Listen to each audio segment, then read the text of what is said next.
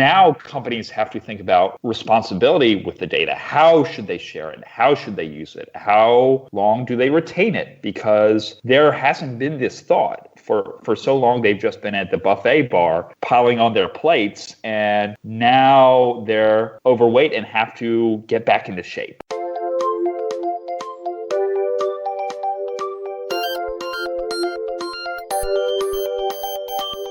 Hello, and welcome to another episode of Tech Policy Grind. This is Joseph Jerome, and this week, Pinal and I are joined by Patrick Kyhos, Government Information Specialist at the Department of Justice, and, I might add, President of this here Internet Law and Policy Foundry.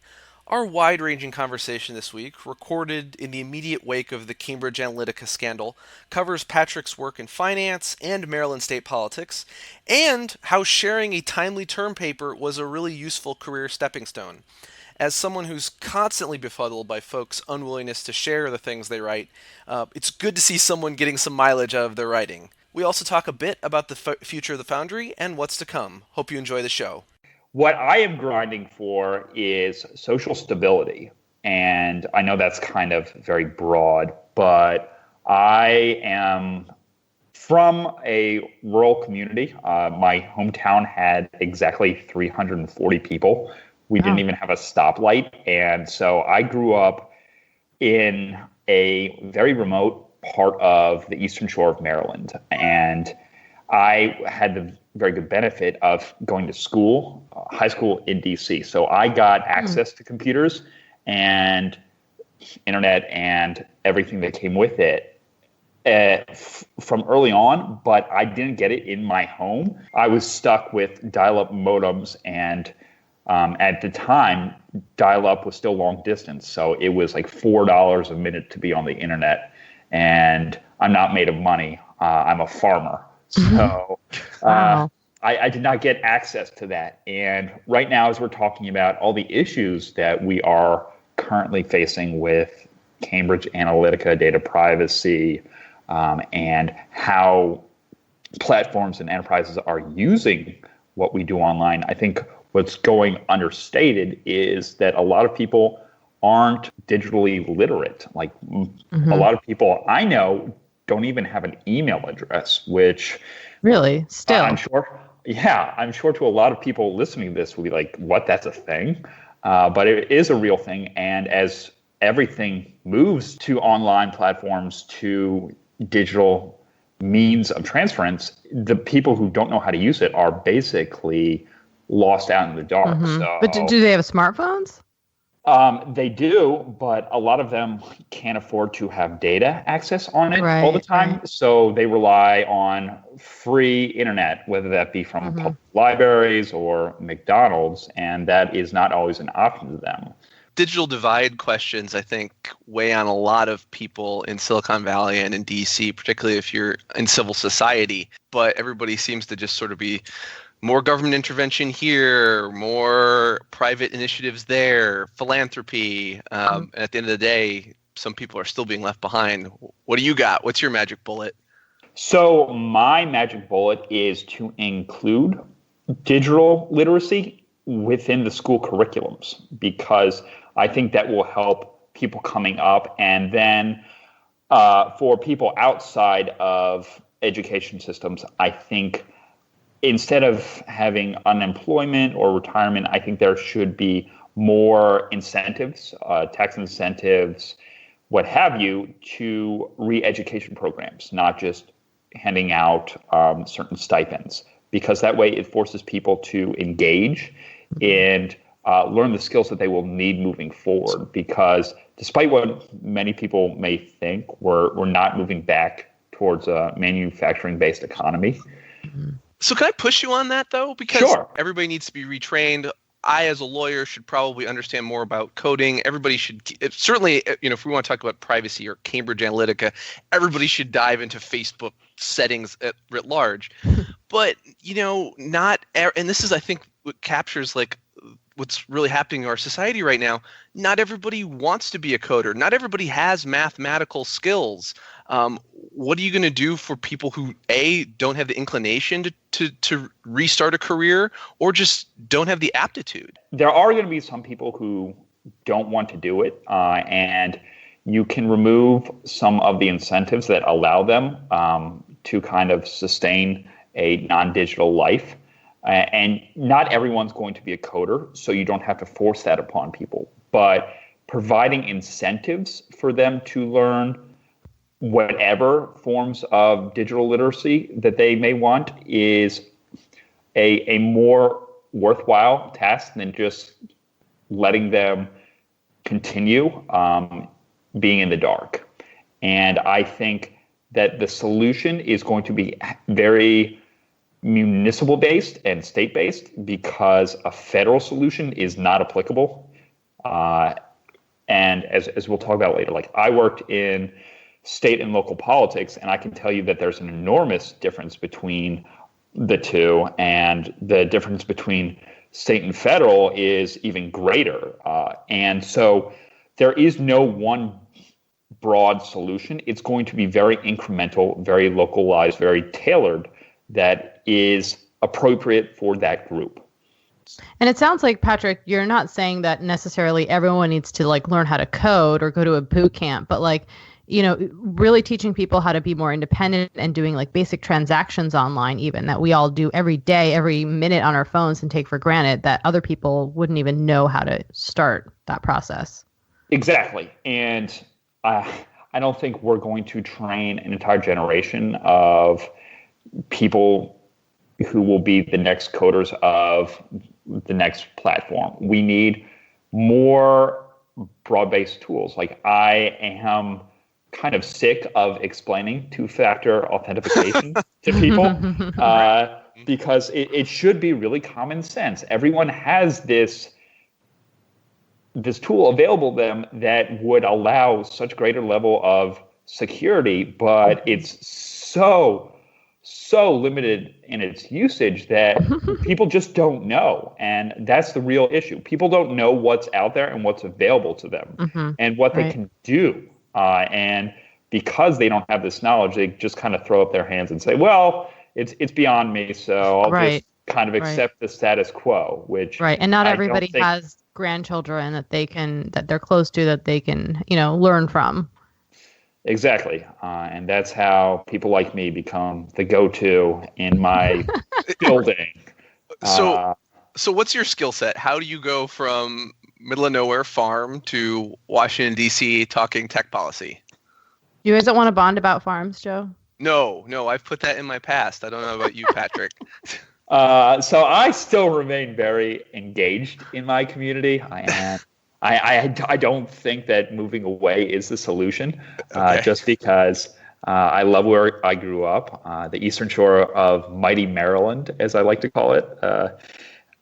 And what brought me to DC at first was high school. The schools in my region are not great, so I had the opportunity to go to school in DC. How long was that commute for you? It's about an hour and a half. Wow. So 3 hours a day just to get to and from high school.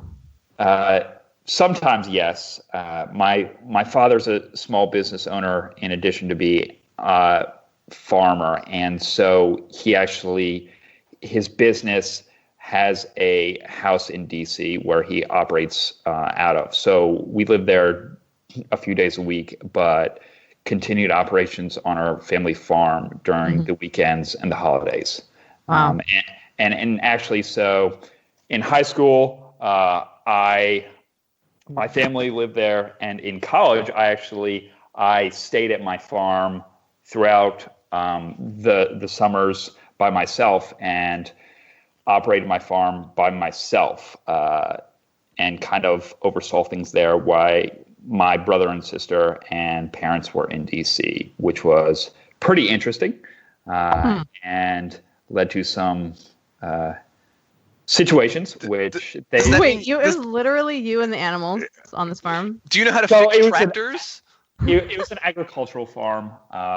All we had is corn and soybeans, which we sold off to Purdue as chicken feed. It's not that extensive, and I am not the greatest farmer, so we had assistants. Do you have I want to ask, so I have a couple of friends who work on farms and are interested increasingly in things like ag data, data portability, right to repair tractors.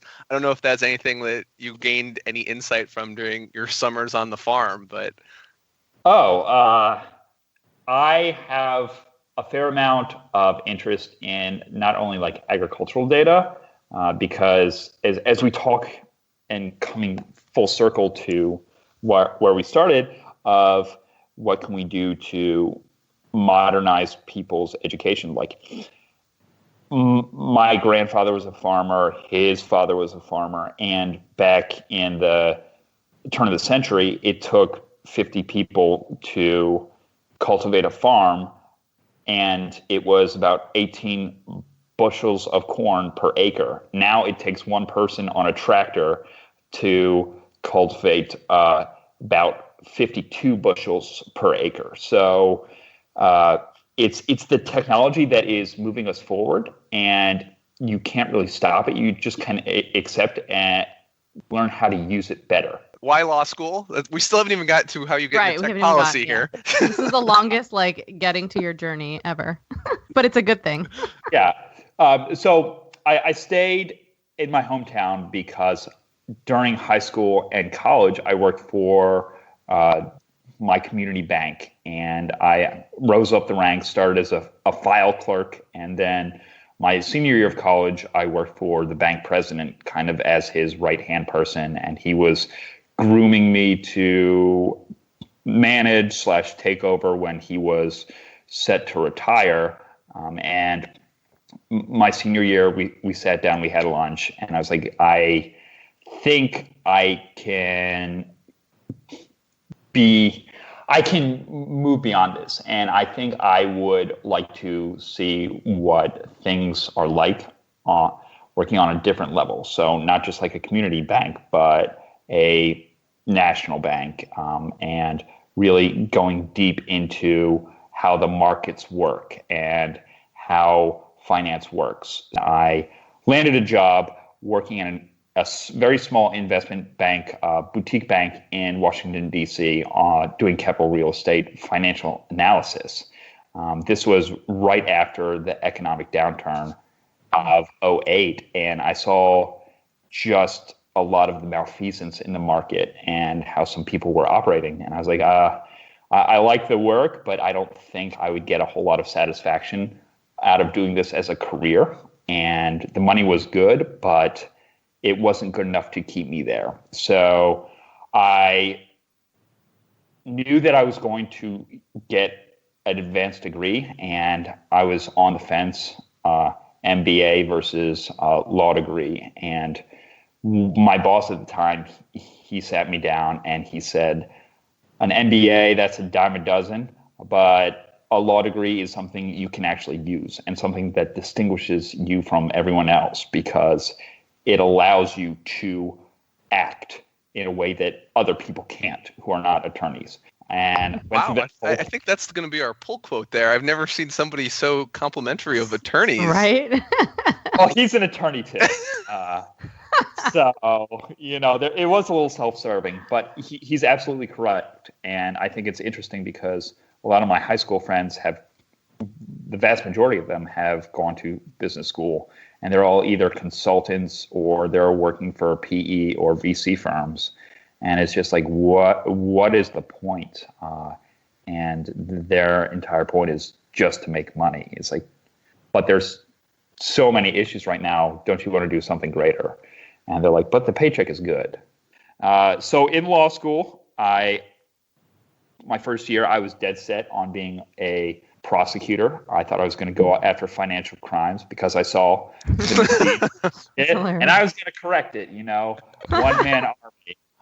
And so this begins the story of me failing forward, because my first year, the summer, I had an externship at FINRA, which is the private version of the SEC. It's financed by the big banks as a self-regulator. And I got there and nothing was happening. I was like, what is going on? And there were some big projects that, because of my background, I was included on the investigative team, and they either stalled out or we went after the really small fish just because that is all that we basically could do, because we were constrained by resources and didn't want to make too big of a splash.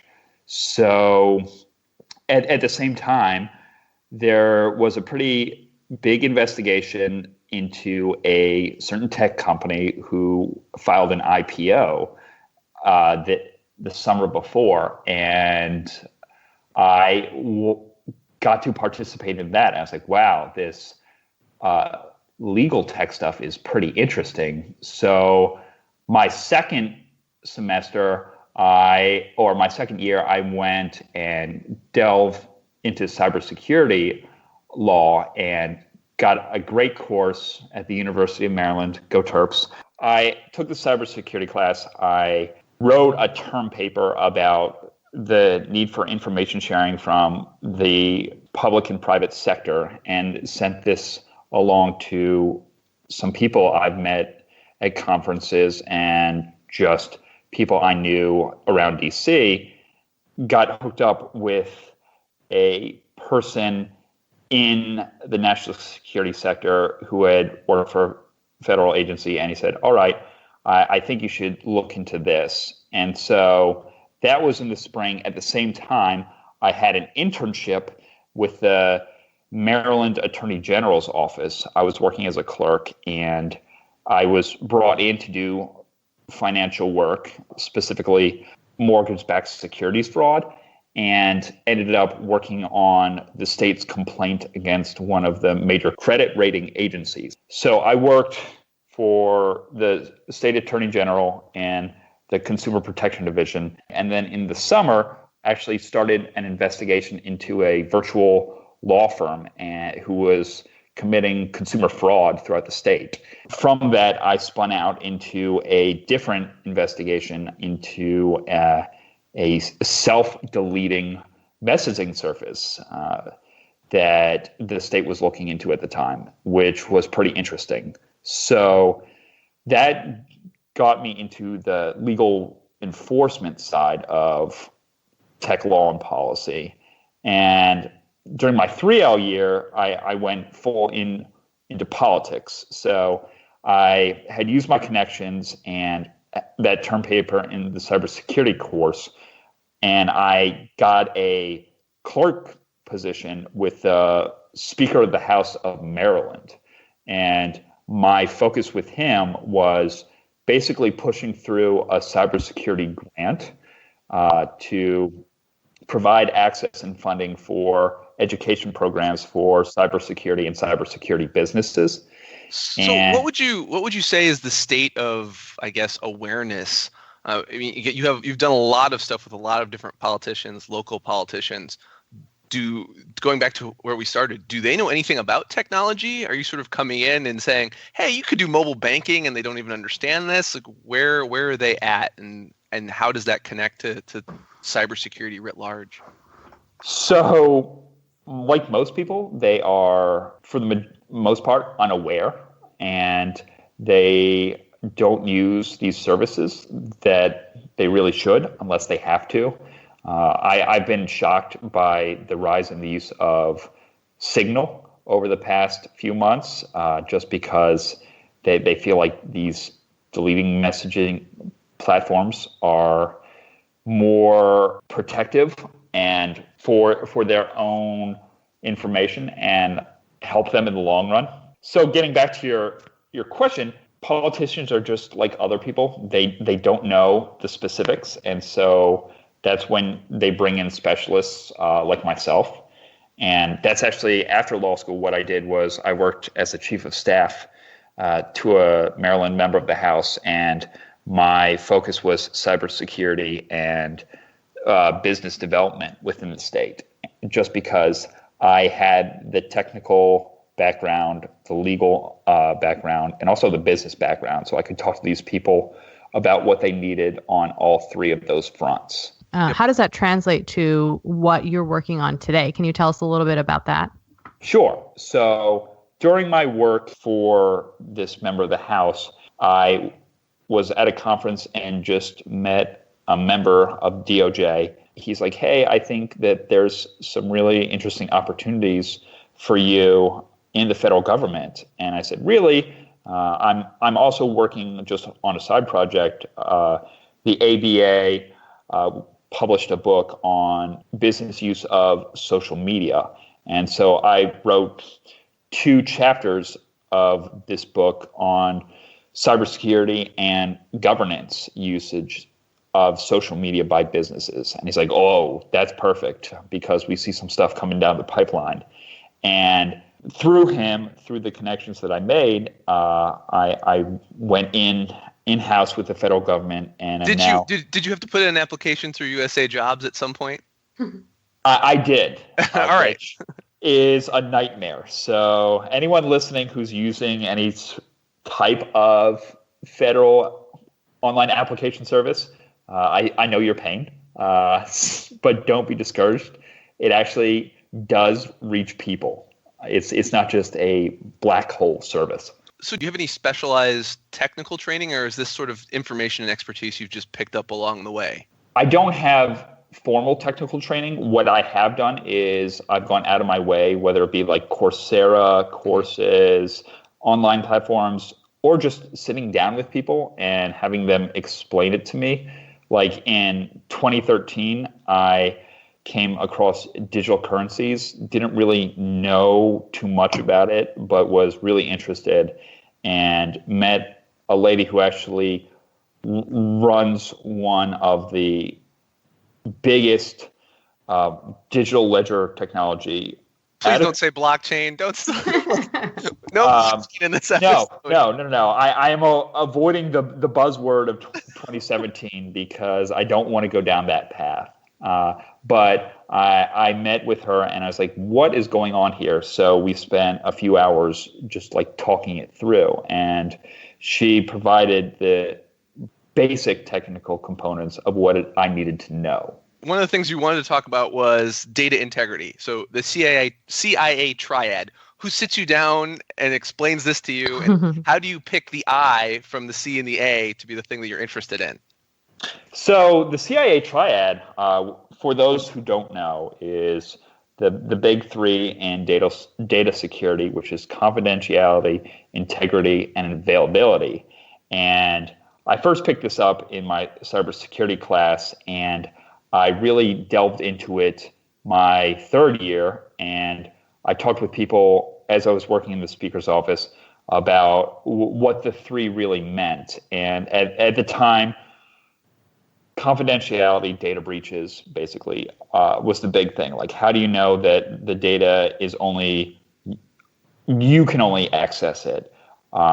Whereas people were saying, actually, you might want to think about the other 2, because data breaches are big, but there's a lot of harm that can happen from integrity and access issues. And they were quickly proven as correct, because that was also the time that ransomware really started to come onto the scene. And that shows that cybersecurity is not just about protecting from data breaches, but the bigger issues, DDoS attacks, ransomware, that was on the availability issue.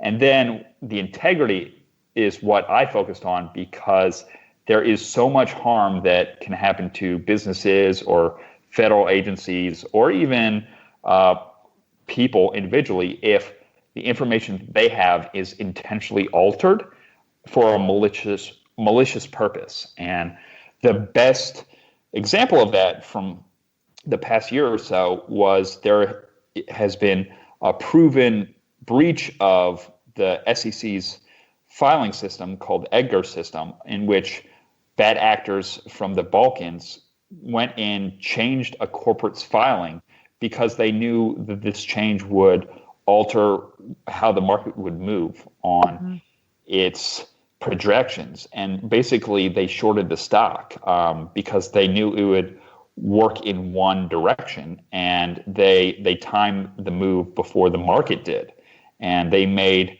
tens of millions of dollars just because of this one false flag operation. This is clearly happening in finance. I can imagine that it's conceivable to happen in health. It's conceivable that it could impact elections. Are you ready to is the building burning down, or should we panic? What do we do to fix this situation? So to fix it, that's the $1 million question that we're all struggling with, and technologists and legal authorities are working together because it's not so easy as throwing up a new system to safeguard data internally or externally, because there's a lot of legal regulations upon the usage and alteration of data, which are only becoming more onerous. So the solution right now that I tell people is back up your information, because what you protect is what you can really trust.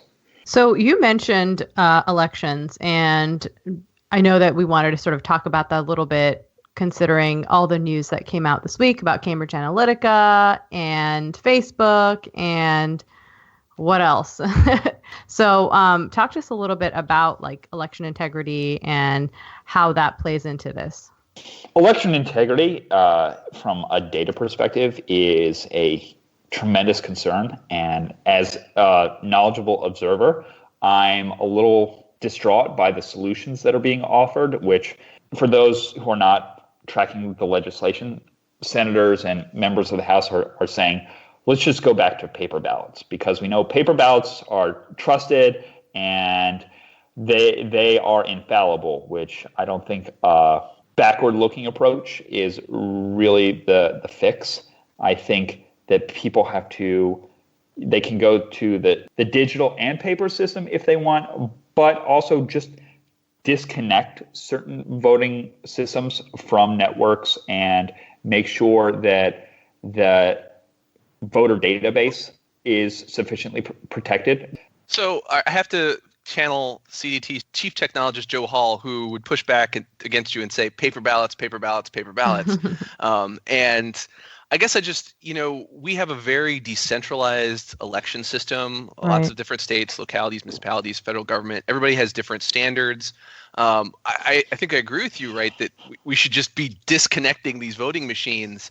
But how do you ensure that any of these officials have the wherewithal or knowledge to know how to do that? I mean, these machines are, at DEF CON last year, right, at the voting village, they were tearing down these machines, and a lot of them had Chinese components, and it's really hard to verify the complete chain of custody. And this is a basic, security issue. Anyway, it's sort of just a prompt to throw back at you, being like, you're sort of saying, well, we just disconnect stuff and do a mixture of things. Where do we test that out? And is there money behind that? So that's a real interesting thing. And getting to the macro level, the United States' voting system is so disconnected because we are 50 United States. And the fact that there's no uniform voting system actually is a benefit from a security standpoint, because it's so onerous to break into each state and each county's voting system that it would be incredibly difficult and incredibly expensive for an actor or state actor to do so.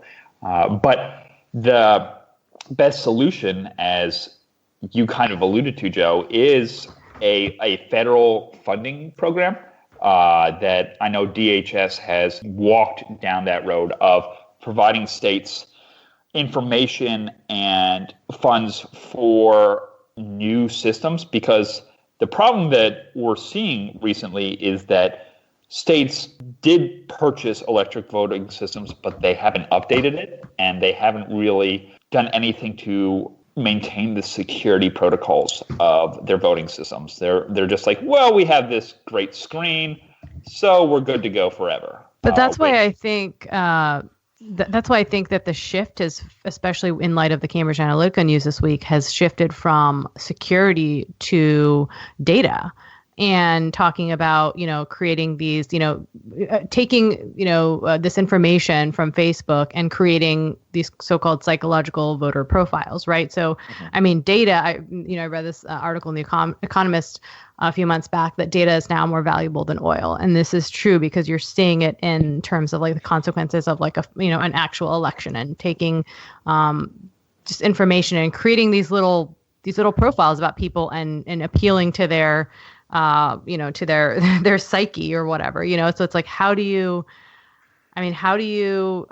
protect the data? I think that's what we're really focusing on. It's interesting for me to see the shift then. I mean, obviously the security issue is always going to be there, but the data issue, I think, is a much newer one, and I think personally more interesting one. Oh, me too. And I think that the Cambridge Analytica Facebook thing goes beyond just election securities to data security overall. And yeah, for the past couple of years, the big phrase has been data is the new oil. But the thing I like to think about actually came out of the Equifax hearing. And I think it was Senator Ron Wyden said that data is no longer the next oil. It's now the next toxic waste. Because with all the information that companies are collecting, they now have to be responsible for ownership and maintaining this, and just throwing it out there and selling it to the highest bidder, I don't think is going to be tolerated forever.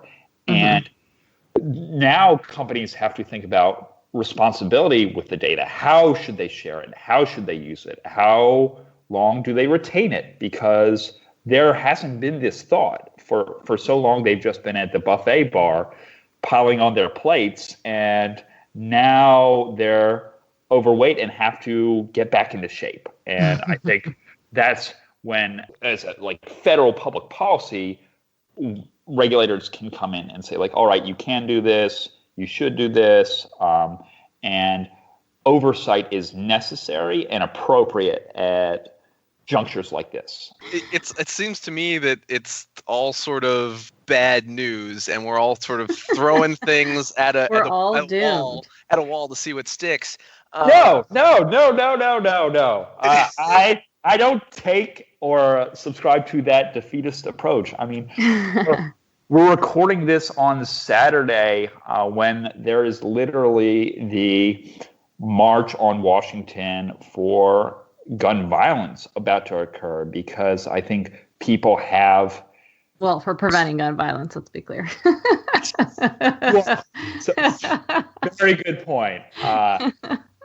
For preventing gun violence, just because for so long Americans and people have accepted the status quo and have accepted kind of powerlessness. It's no longer just about all or nothing. It's about protecting people, and whether it be from gun violence or data insecurity, things have to change. And I think people of our generation and younger aren't going to sit back and just say, well, that's how it is, so whatever. So where is the Foundry see opportunities? Where does it see gaps? I mean, the three of us are basically quasi-privacy professionals. There's a lot of people in the Foundry who are privacy people.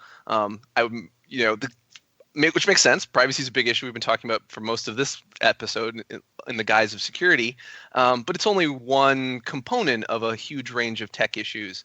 You and I both have, I guess, quasi-rural backgrounds, but the Foundry is basically bi-coastal, San Francisco and DC. So where do you see things moving, and what do you want to bolster up? What do we all need to do better at? So the Foundry is not bi-coastal. We actually have fellows throughout the country, and how many? Right. I mean, it's concentrated on the coast, right? It is. We do have people scattered throughout, but I mean, we've talked about this on previous episodes, where the reality is the vast majority of things that are happening in the country are happening on the coasts. And I mean, that's not necessarily to say that that's a good thing. We should keep it that way. We obviously should try to, like, speaking of the digital divide, try to, let it permeate. But that's just the current reality. It is, and we are largely bi-coastal because that is where our networks are. But what we want to do to grow the Foundry is to expand those networks and get people in Austin, Texas, or in Seattle, Washington, or in Canada, or in London, wherever they are, and get that connected to the thought leaders that we have in the Foundry and expand out in that way, because the only way we're actually going to reach these solutions is to have the most input and the most perspective, rather than just having the solutions that we think are correct from our very narrow perspective. We would have a wider scope, and having people with those diverse outlooks. If you're in Indiana and listening to this podcast, apply to be a fellow. When is that open now? When should people apply? Applications are on a rolling basis. The new fellow class will not be selected until 2019, but we will be active and we will reach out to you as soon as we have your application to get you involved, even if you're not selected, because we want people to participate in whatever form they want. We're an inclusive group, not an exclusive cabal. There's a professional component of the Foundry, but also a personal component. And a big thing that I've been doing and that the executive team has really focused on is getting more personal relationship development in terms of happy hours and people going out for interesting talks. You can never go wrong with happy hours. Hey, that's when the real conversation begins. If people are interested in connecting with me or learning more about the Foundry, please reach out to me directly. My email address is patrick.f.kyhos, Kyhos, @gmail. And I will get back to you. No Twitter. I am completely disconnected from social media because I know what they're doing with the data and don't want that I don't want to be another person in part of their mining efforts. This has been another episode of Tech Policy Grind, the podcast from the Internet Law and Policy Foundry. We're a collection of tech law and policy professionals working in privacy, cybersecurity, intellectual property, and a bit of blockchain. If you like what you've just heard, it would be a huge help to us if you'd head over to iTunes or your podcast platform of choice and leave a rating and review. You can follow us on Twitter @TechPolicyGrind, and please look forward to new episodes twice a month on alternating Mondays. Thanks to Ali Sternberg for the music, and until next time, keep grinding.